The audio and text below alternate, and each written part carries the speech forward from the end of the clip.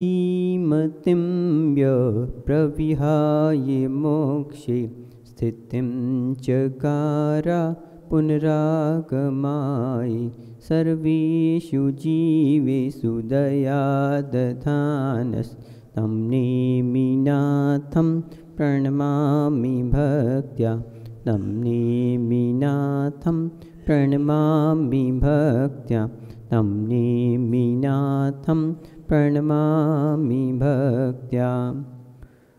गुरु अर्हत् गुरु सिद्ध गुरुराचार्य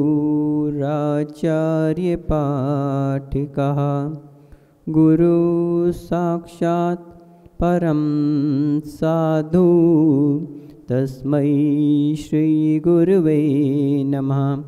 तस्मै श्री गुरुवे नमः। तस्मै श्री विराग गुरुवे नमः। नमः श्रीवर्धमानाय निर्धोतकलिलात्मने सालोकानां त्रिलोकानां यद्विद्यादर्पणायते यद्विद्यादर्पणायते यद्विद्यादर्पणायते। यह बोली अनंतानंत सिद्ध परमेश जी भगवान की। यह बोली 2400 तीर्थंकर भगवान की। यह बोलिए देवादिदेव श्री आदिनाथ भगवान की। यह बोलिए देवादिदेव श्री वास्तुपूज्य भगवान की। जय बोलिए देवादिदेव श्री शांतिनाथ भगवान की। जय बोलिए चिंतामणि पाशनाथ भगवान की। जय बोलिए महावीर भगवान की। जय बोलिए परम पूज्य आचार्य गुरुवर श्री समंतभद्र मुनिराज की। जय बोलिए आचार्य श्री 108 विमल सागर जी मामुनिराज की। जय बोलिए तपस्वी सम्राट आचार्य श्री सन्मति सागर जी मामुनिराज की। जय बोलिए परम पूज्य मम दीक्षा प्रदाता राष्ट्रसंत गणाचार्य गुरु 108 विराग सागर जी मामुनिराज की। जय बोलिए परम पूज्य आचार्य श्री विशुद्ध सागर जी मामुनिराज की। जय बोलिए शमनाचार्य श्री विनिश्चय सागर जी मामुनिराज की। 3 क्रम 9 करोड़ मुनिराजों की। द्वादशांगमयी जिनवानी माता की। अहिंसामयी विश्व धर्म की।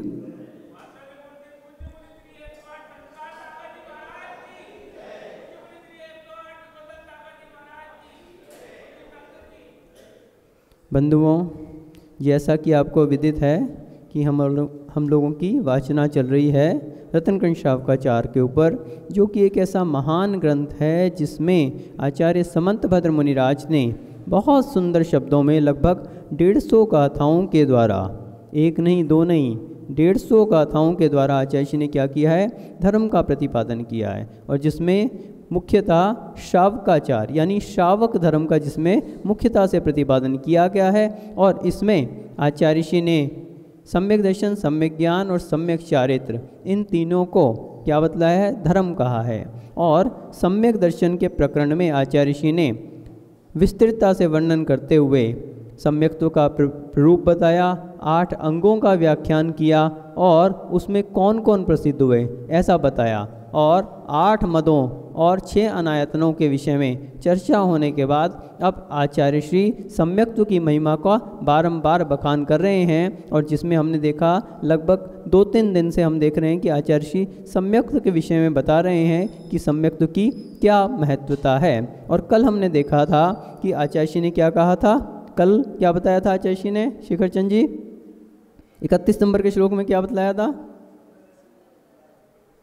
सम्यक दर्शन कैसा है, खेवटिया के समान है। कल क्या बताया था आशी ने, जैसे नाव का खेवटिया होता है, खेवटिया के बगैर नाव नहीं चल सकती, उसके बगैर आप नदी से पार नहीं हो सकते। उसी प्रकार सम्यक दर्शन जो है वो ज्ञान और चारित्र से भी उत्कृष्टता को प्राप्त होता है। जब हम तीनों का कंपैरिजन करते हैं, सम्यक दर्शन, सम्यक ज्ञान और सम्यक चारित्र में, तो उसमें यद्यपि तीनों मोक्ष मार्ग में आवश्यक हैं, लेकिन उन तीनों में प्रधानता किसकी है, सम्यक दर्शन की है। सम्यक दर्शन के बगैर जैसे खेवटिया के बगैर नाव नहीं चल सकती, नदी से पार नहीं हो सकते, उसी प्रकार सम्यक दर्शन के बगैर ना तो सम्यक ज्ञान प्राप्त हो सकता है और ना ही सम्यक चारित्र प्राप्त हो सकता है और ना ही हमारा भव सागर पार हो सकता है। तो ये बात कल हमने देखी थी। आज आचार्य श्री उसी क्रम में आगे बढ़ते हुए पुनः एक नया विशेषण देते हैं, किसका?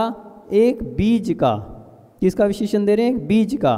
तो जैसे बीज के बिना वृक्ष की कल्पना भी नहीं की जा सकती, ना तो उसका फल हो सकता है, ना तना हो सकता है, ना टहनी हो सकती है, ना पत्ते हो सकते हैं, और ना ही वो वृक्ष स्वयं रह सकता है। ना वह वृक्ष पैदा हो सकता है, ना ही वृद्धि को प्राप्त हो सकता है, और ना ही उसमें फूल फल आदि लग सकते हैं। किसके बिना?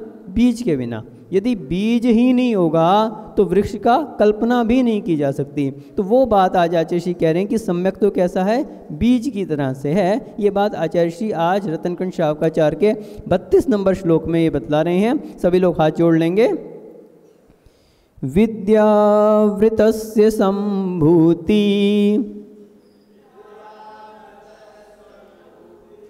विद्यावृतस्य संभूति स्थिति वृद्धि फलोदयः स्थिति वृद्धि फलोदया न सन्ति सति सम्यक्त्वे न सन्ति सति सम्यक्त्वे बीजाभावे तरोरिव बीजाभावे तरोरिव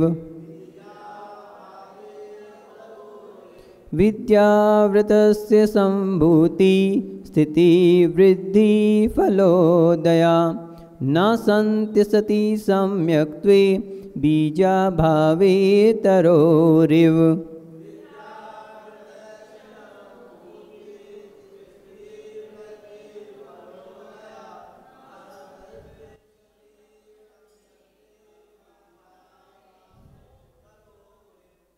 So here in Ratnakanth Shavakacharya shlok number 32, Acharya Samantabhadra Maharaj is comparing सम्यक दर्शन, that is right belief like a seed, एक बीज की तरह से सम्यक दर्शन की तुलना कर रहे हैं।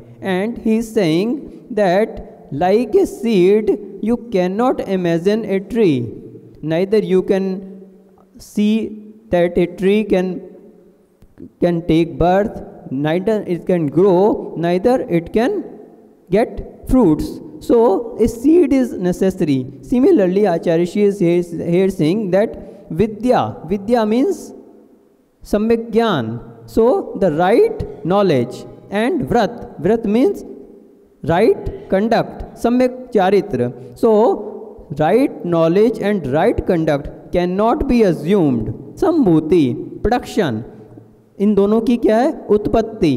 सो संभूति means utpatti, sthiti means stability, and then vriddhi means growth, and phal adya fruits etcetera. So the growth, that is the production, stability, growth and fruits etc. of right knowledge, right belief and right knowledge and right conduct cannot be assumed without right belief. ना संते सती सम्यक्त्वे, इसके बिना नहीं हो सकती। so that cannot be assumed without right belief. and bija bhave tarorev means without a seed a tree cannot be assumed. Similarly, without right belief, right knowledge and right conduct cannot be assumed. तो यहाँ पर आचार्य श्री समंतभट्ट महाराज रत्नकंठ Shavakacharya shlok number 32 में ये बतला रहे हैं कि सम्यक दर्शन कैसा है। सम्यक दर्शन कैसा है? एक बीज की भांति है। किसकी भांति? बीज की भांति। जैसे एक बीज होता है, बीज यदि है तो ही हम पेड़ की कल्पना कर सकते हैं, और बीज ही ना हो तो किसी ने देखा क्या बिना बीज के भी कोई पेड़ उगता हो? कुछ लोग कहते हैं जी कलम लगाने से भी तो पेड़ उग जाता है। गुलाब होता है, गुलाबचंद जी कैसे उगता है? कलम लगाने से उग जाता है ना? कलम लगाने से उग जाता है। क्या बोले? उसमें भी पेड़ से तो टहनी निकलती है। अब वहाँ पे उस कलम को वो बीज मान लीजिए, अब उस कलम को क्या मान लीजिए, बीज मान लीजिए। बीज यानी जरूरी नहीं कि वो छोटा सा बीज ही हो, बीज यानी जो उत्पत्ति में कारण है वो बीज है।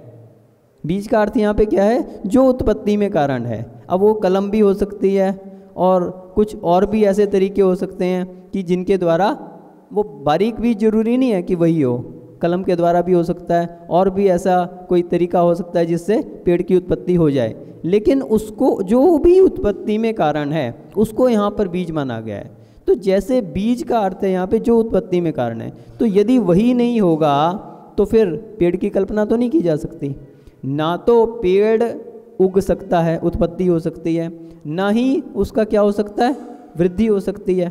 जब उत्पत्ति नहीं हुई तो वृद्धि का मतलब ही नहीं, और ना ही स्थिति, स्थिति यानी वो टिका रह सकता है। जब है ही नहीं, उत्पन्न ही नहीं हुआ तो टिका कैसे रहेगा। और फिर फल आद्या, जब उसमें बीज नहीं है, उत्पत्ति नहीं हुई, बड़ा नहीं हुआ, तो फिर उसमें फल कैसे लगेंगे।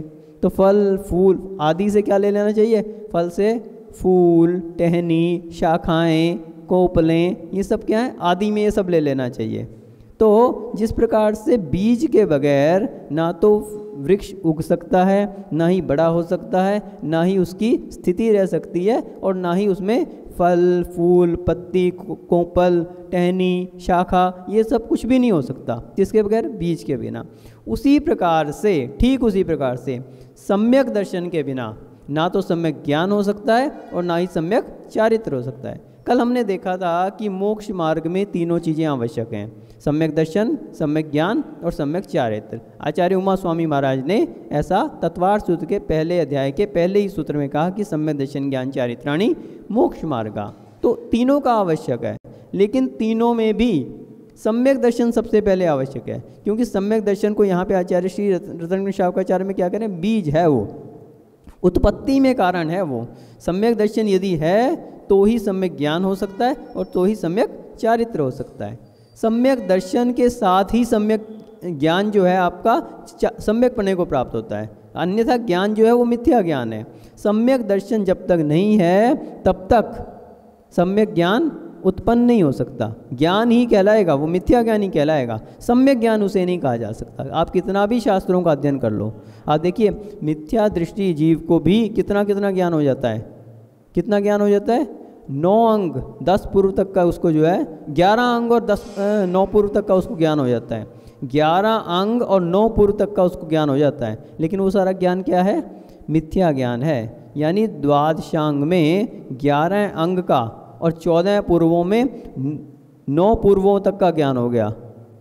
इतना ज्ञान प्राप्त करने के बाद भी यदि वो मिथ्या दृष्टि है तो वो सारा ज्ञान क्या है, मिथ्या ज्ञान है। इतना सारा ज्ञान प्राप्त करने के बाद भी क्यों, क्योंकि सम्यक दर्शन नहीं है। जब तक सम्यक दर्शन नहीं है, उस ज्ञान पे राइट बिलीव नहीं है, सच्ची श्रद्धा नहीं है, तो वो ज्ञान क्या है, अज्ञान ही है, मिथ्या ज्ञान ही है। सम्यक ज्ञान उसे नहीं कहा जा सकता, क्योंकि उत्पत्ति में कारण क्या है, सम्यक दर्शन है। जब तक सम्यक दर्शन नहीं है तब तक सम्यकपना उत्पन्न नहीं हो सकता। ज्ञान तो हो सकता है लेकिन उसमें सम्यकपना नहीं आ सकता। सम्यकपना कौन उत्पन्न करवाएगा, वो सम्यक दर्शन, सम्यक दर्शन है, उसका बीज है वो।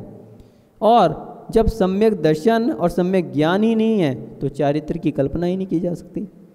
आप व्रतों को कब धारण करोगे, कब धारण करोगे, जब आपको उन व्रतों पर श्रद्धा होगी, जिसने उनके विषय में बताया उनके ऊपर, देव शास्त्र गुरु के ऊपर श्रद्धा होगी, और जब आपको उस विषय में ज्ञान होगा, सम्यक ज्ञान होगा, तभी आप व्रतों को धारण करेंगे। यानी सम्यक दर्शन और सम्यक ज्ञान है तभी आप चारित्र को धारण कर सकते हो। और बिना ज्ञान के अगर आपने धारण कर लिया और बिना सम्यक दर्शन के धारण कर लिया, मुनिपने को भी धारण कर लिया, तो क्या कहलाएंगे आप, द्रव्यलिंगी कहलाएंगे, द्रव्यलिंगी कहलाएंगे ना।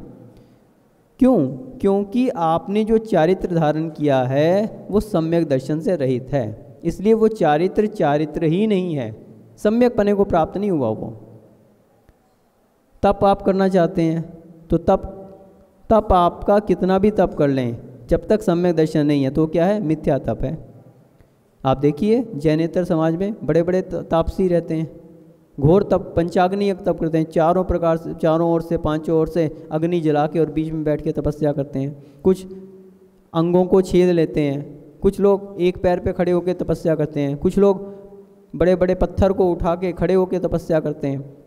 लेकिन ये सब क्या है? ये मात्र काय क्लेश है, काया को कष्ट दे रहे हैं आप, लेकिन ये तप नहीं हो सकता, वास्तविक तप नहीं हो सकता, सम्यक तप नहीं हो सकता। सम्यक तप वो है जो हमारे कर्मों को निर्मूल समाप्त करने में साधन बने, जो हमारे मुक्ति को प्राप्त कराने में साधन बने। और यदि किसी वांछा को लेके तप किया जा रहा है, किसी वांछा को लेके, किसी इच्छा को लेके तपस्या की जाती है, बहुत लोग उपवास आदि करते हैं, हमें क्या हो जाए? धन की प्राप्ति हो जाए, हमारे लिए क्या हो जाए? पुत्र की प्राप्ति हो जाए, हमारे लिए और अमुक सुख मिल जाए, हमारे लिए चक्रवर्ती का वैभव मिल जाए, हमारे लिए नारायण और प्रतिनारायण और बलभद्र के श्रेष्ठ पद प्राप्त हो जाएं। तो जो भी कुछ कामना जहाँ पर है वो क्या है? बाल तप है, वो मिथ्या तप है। क्यों? सम्यक दृष्टि कभी भी किसी प्रकार की इच्छा नहीं करता। हमने देखा ना, निशंकित के बाद क्या आया था? निकांक्षित अंग आया था। निकांक्षित अंग है उसका, वो कभी भी किसी प्रकार की वांछा नहीं करता। ठीक है, आज के समय में व्यक्ति चाहता है कि सुख समृद्धि भी मिले, परिवार में भी सब सुखी रहें। आप ये सोचकर तपस्या कीजिए, ये सोचकर उपवास आदि कीजिए कि मेरे जो कर्म हैं, वास्तविकता में दुख देने के कारण क्या है? असाता वेदनी आदि हमारे कर्म हैं। तो आप ये तो मान सकते हैं कि हमारे कर्मों का क्षय हो, ये भावना से आप तप कीजिए, निश्चित रूप से आपके लिए लौकिक सुख अपने आप प्राप्त होंगे। जहाँ पर मोक्ष सुख की प्राप्ति के लिए तप किया जाता है, वहाँ पे लौकिक सुख तो अपने आप प्राप्त होते हैं। अपन इष्टोपदेश में पढ़ते हैं ना कि जिसके लिए 2 कोस जाने की क्षमता है, यो कव्युतिम गच्छति क्रोशादे किम क्या सिद्धति, जिसकी 2 कोस जाने की क्षमता है उसके लिए आधा कोस क्या चीज़ है? कुछ भी नहीं है। तो जिसमें मोक्ष प्राप्त करने की, यत्र भावा शिवम दत्ते द्यो किम दूर्यसी, तो उसके लिए स्वर्ग कितना दूर है? जिसमें मोक्ष देने की क्षमता है, मोक्ष रूपी लक्ष्मी को देने की क्षमता है, स्वर्ग आदि के सुख तो बहुत छोटी सी चीज़ है, लौकिक सुख तो बहुत छोटी सी चीज़ है। तो जो व्यक्ति 2 कोस जाने की क्षमता रखता है उसके लिए आधा कोस क्या चीज़ है? तो हम जब इस भाव से तपस्या करते हैं, इस भाव से उपास आदि करते हैं कि हमारे कर्मों का क्षय हो, तो हमारे जो लौकिक दुख हैं वो तो अपने आप से समाप्त हो जाते हैं। तो इसलिए कभी भी हमें मिथ्या तप नहीं करना चाहिए। कब कैसा करना चाहिए? सम्यक्तु से सहित होकर करना चाहिए। तो सम्यक्तु की ऐसी महिमा है, किसके लिए बताया है कि विद्याव्रत से संभूति, चारित्र की और ज्ञान की भी संभूति यानी उत्पत्ति, स्थिति यानी टिकना। चारित्र टिका कैसे रह सकता है यदि सम्यक्तु से सहित हैं? कोई मुनि महाराज हैं और भावों से गिर जाएं, क्या होगा? भावलिंगीपना तो समाप्त हो गया। अब क्या उनका मुनि वेश सम्यक वेश है क्या? ऊपर से भले मुनि दिखते रहें, लेकिन वास्तविकता तो ये है कि उनका भावलिंगीपना समाप्त हो गया, इस कारण वो मुनि ही नहीं रहे। तो सम्यक ज्ञान भी नहीं टिक सकता और सम्यक चारित्र भी नहीं टिक सकता। और क्या कहा? वृद्धि। जब टिक ही नहीं सकता तो वृद्धि को कैसे प्राप्त होगा? यदि आपके अंदर सम्यक ज्ञान है, फिर आप शास्त्रों का अध्ययन करो, फिर जितने शास्त्रों का आप अध्ययन करना चाहते हो करो, वो सारा आपका क्या है? सम्यक ज्ञान में वृद्धि होगी। लेकिन सम्यक दर्शन से रहित हैं, आप शास्त्रों का अध्ययन करते रहो, ज्ञान तो आता जाएगा लेकिन वो सम्यक ज्ञान नहीं कहलाएगा। और इसी तरह चारित्र में यदि सम्यक्त्व से रहित हैं, आप कितनी भी तपस्या करते जाओ और सम्यक्त्व से सहित हैं तो वृद्धि को प्राप्त होगा। आचार्य श्री बतलाते थे कि सम्यक दर्शन क्या है? अंक है, अंक है, और बाकी सभी क्या हैं? शून्य हैं।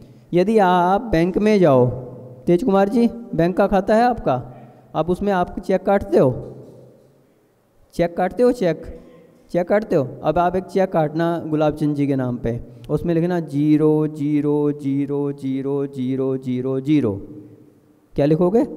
00000। अब गुलाब चंद जी लेके जाएंगे उसको बैंक में तो क्या मिलेगा? कुछ भी नहीं मिलेगा। क्यों? शून्य है। और अगर वो 6 जीरो जो आपने लगाए हैं उससे पहले आप 1 लगा दो, 1 लगा दो, अब क्या मिलेगा? 10 लाख रुपया मिल जाएगा। 10 लाख रुपया मिल जाएगा। होना चाहिए पैसे, ऐसा ना हो कि बैंक में हो ही ना और आप चेक काट के दे दो, है ना? तो होना चाहिए। तो यदि आप सम्यक दर्शन को क्या कहा? अंक कहा है। अंक के बगैर आप कितने भी शून्य लगाते चले जाओ, सम्यक ज्ञान का शून्य लगा दो, सम्यक चारित्र का लगा दो, सम्यक तप का लगा दो, आप इसमें कोई भी आप अपने नियमों का लगा दो, कहीं आप अपने मूल गुणों का लगा दो, कहीं आप उत्तर गुणों का लगा दो, कहीं आप अपने जो अनुव्रत हैं उनका लगा दो, कितने शून्य लगाते रहो, ये सब क्या है, शून्य ही है, उसका कोई भी वैल्यू नहीं है। और सम्यक दर्शन क्या है, अंक है। यदि आपने 1 का अंक लगा दिया, अब आप एक शून्य लगाओ सम्यक ज्ञान का, कितनी वैल्यू होगी उसकी, 10 गुनी, 10 की होगी। सम्यक चारित्र एक और शून्य लगा दिया, 100 गुनी वैल्यू होगी। सम्यक तप एक और 1000 की वैल्यू होगी। अब आप लगाते जाओ उसमें, किसी ने संलेखना का 0 लगा दिया, 10,000 की वैल्यू होगी। किसी ने अनुव्रतों का लगा दिया, किसी ने दिग्व्रत का लगा दिया, किसी ने देशव्रत का लगा दिया, किसी ने मूल गुणों का लगा दिया, किसी ने उत्तर गुणों का लगा दिया, किसी ने महाव्रतों का लगा दिया। लगाते जाओ आप 0, वैल्यू बढ़ती जाएगी, 1 करोड़, 10 करोड़, 10 अरब, खरब। लेकिन कब, जब सम्यक दर्शन है। अब आप उसके बाद 1 को मिटा दो, इतने सारे 0 लगा दिए, अब 1 को मिटा दो, कितनी वैल्यू आ गई, 0, वापस 0 हो गया वो। कब तक है वो वैल्यू, जब तक वो 1 लगा हुआ है तब तक वैल्यू है। जब तक सम्यक दर्शन है तब तक इन सब की चीज़, चूँकि बहुत सारी वैल्यू है, 10 गुनी करती जा रही है। और 10 तो हम उदाहरण में दे रहे हैं, सम्यक दर्शन लगी है तो ये तो असंख्यात गुनी वैल्यू। आप देखो निर्जरा के उसमें प्रकरण में, निर्जरा कैसी होती है, असंख्यात गुनी होती है। तत्वार्थ सूत्र में आचार्य श्री उमा स्वामी जी महाराज क्या कह रहे हैं, निर्जरा के बारे में बता रहे हैं कि सम्यक दृष्टि की जो निर्जरा होती है उससे असंख्यात गुनी किसकी होती है, सम्यक दृष्टि श्रावक वीरतानंत वियोजक दर्शन मोक्षप कोपशम कोपशान शीन्मो जिन्हा संख्ये गुण निर्जरा कमशो संख्ये गुण निर्जरा, क्रमशः इनकी असंख्यात गुणी निर्जरा होती है। यानी आप सम्यक दृष्टि हैं तो आपकी निर्जरा हो रही है, और आप श्रावक हो गए, आपने श्रावक के व्रतों को धारण कर लिया, व्रती हो गए आप, तो क्या होगा, व्रती होने पे, प्रतिमाधारी होने पे, व्रती होने पे असंख्यात गुणी निर्जरा। फिर उसके बाद विरतानंत, आप अविरत हैं लेकिन विरत हो गए, अब व्रतों से सहित हो गए। तो इस तरह से आप लगाते चलो, अनंतानुबंधी की संयोजना करने वाला, ऐसे लगाते जाओ तो असंख्यात गुणी निर्जरा हो रही है। यहाँ तो 10 गुनी हो रही थी, वहाँ असंख्यात गुनी हो रही है। तो ये सम्यक दर्शन की महिमा है। लेकिन सबसे पहले क्या जरूरी है, सम्यक दर्शन का अंक लगा हुआ होना जरूरी है, वो नहीं है तो कुछ भी नहीं है। तो इसलिए यहाँ पे ये बताया कि जैसे एक पेड़ की कल्पना नहीं की जा सकती, पेड़ की क्या है, कल्पना भी नहीं की जा सकती बीज के बिना से, तो उसी तरह से सम्यक दर्शन के बगैर सम्यक ज्ञान सम्यक चारित्र की कल्पना भी नहीं की जा सकती। बीजाभावे तरोरेव, बीज के अभाव में तरु की तरह से, तरु इव, बीज के अभाव में जैसे पेड़, इव यानी कि उसके अभाव में उसकी कल्पना नहीं की जा सकती। ना संति असति सम्यक्त्वे, ना संति ये सभी क्या होते हैं, नहीं होते हैं, असति सम्यक्त्वे, सम्यक्त्व के ना होने पर। तो यदि सम्यक दर्शन है तो ये सभी चीज़ें हैं, और यदि सम्यक दर्शन ही नहीं है तो ये सब कुछ भी नहीं हो सकते। और यही बात आचार्य श्री गुणभद्र महाराज ने आत्मानुशासन में भी कही है। जो बात यहाँ पे आचार्य समंतबद्ध महाराज कह रहे हैं रतनगण शावकाचार के माध्यम से, श्लोक नंबर 32 के माध्यम से, वही बात आचार्य गुणभद्र महाराज आत्मानुशासन में श्लोक नंबर 15 में भी यही बात कह रहे हैं। और उसमें वो क्या कह रहे हैं, शंभोद्वृत तपसाम पाषाण सेव गौरवम पुंसः पूज्यम महामनैरिव तदेव सम्यक्त्व संयुक्तम। क्या कहा यहाँ पे, शम यानी कषायों की मंदता, उपशम यानी कम होना, है ना। तो सम्यक्त्व का गुण है ये संवेग, कषायों की मंदता। तो शम, उसके बाद बोध यानी बुद्धि यानी ज्ञान, कौन सा ज्ञान, सम्यक ज्ञान। और फिर वृत्त यानी वृत्ति, प्रवृत्ति यानी चारित्र, और कौन सा चारित्र, सम्यक चारित्र, सम्यक विशेषण को नहीं भूलना। और फिर तपसाम यानी कि तप, और कौन सा तप, सम्यक तप, है ना। तो ये सभी क्या है, पाषाण सेव गौरवम पुंसः, ये जो हैं बहुत भारी होते हैं, हल्के नहीं होना। पिछी कमंडल देखने में हल्का लगता है, और कमंडल तो जो होता है तो होता पिछी उससे भी भारी होती है। लोग कहते हैं पिछी हल्की है, मैंने कहा लेके दिखाओ। कमंडल तो एक बार को ले लेते हो आप लोग, पिछी लेके दिखाओ, फिर पता लगेगा कितनी हल्की है और कितनी भारी है। तो ये क्या है, ये भारी होते हैं। तो इसकी किससे तुलना की है? पाषाण एव। सामान्य पुरुष के लिए कैसे लगते हैं? पाषाण की तरह से भारी होते हैं। पूज्यम महामनेरिव तदेव सम्यक्त संयुक्तम। लेकिन जो सम्यक्त से सहित हैं, जिनके पास, उनके लिए क्या है? ये चारित्र। लोग कहते हैं ना तपस्या करना बड़ा मुश्किल है, बहुत कठिन है, इसमें तो एक टाइम आहार करते हैं महाराज, कैसी कैसी तपस्याएं करते हैं, उसी में पानी, उसमें भी अंतराय। अब कल महाराज का अंतराय हो गया, क्या हुआ? कुछ नहीं, समता भाव धारण करेंगे, होगी तपस्या।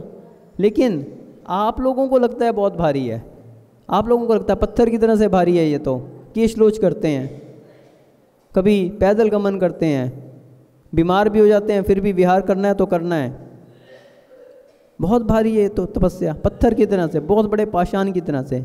लेकिन जो सम्यक्त से सहित हैं उनको क्या लगता है? महामनेरिव, मणि की तरह से। एक व्यक्ति पत्थर की तरह से भारी समझ रहा है और एक कैसे समय? मणि की तरह से। अब मणि आपको मिल जाए तो कितनी भी भारी हो, हीरा मिल जाए, कोई छोड़ेगा क्या उसको? कोई दूसरे को दे देगा कि भैया ले आइयो? कैसे लेके जाएगा? स्वयं अपने आप लेके जाएगा उसको। किसी को रास्ते में कोई हीरा मिल जाए, कोई माणिक मिल जाए, मोती मिल जाए, बहुमूल्य रत्न मिल जाए, अब उसको क्या करेगा? वो खुद ही लेके जाएगा ना, कितना भी वो भारी हो, उसको भारी तो नहीं लगेगा। क्यों? बहुमूल्य है, वो कीमती है। ऐसे ही सम्यक तो है, सम्यक तो जिसके पास है, अब उसे कीमत पता है सम्यक ज्ञान की, सम्यक चारित्र की, सम्यक तप की, इसलिए उसको वो भारी नहीं लगते। उसको कैसे लगते हैं? उसकी कीमत पता होती है ना जिसको, उसको ये लगता है कि हाँ ये तो बहुमूल्य हैं, बहुत कीमती हैं, इसको क्या है?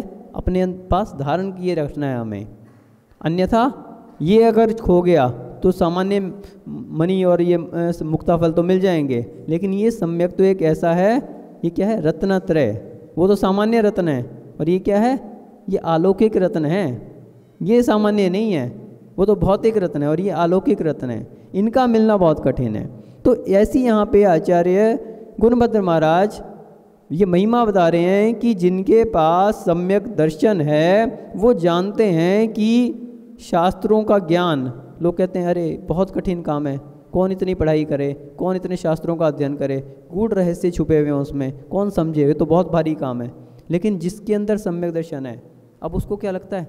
मैं ये भी शास्त्र पढ़ लूँ, ये भी शास्त्र पढ़ लूँ, यहाँ से भी ज्ञान प्राप्त कर लूँ, यहाँ से भी ज्ञान प्राप्त कर लूँ। क्यों?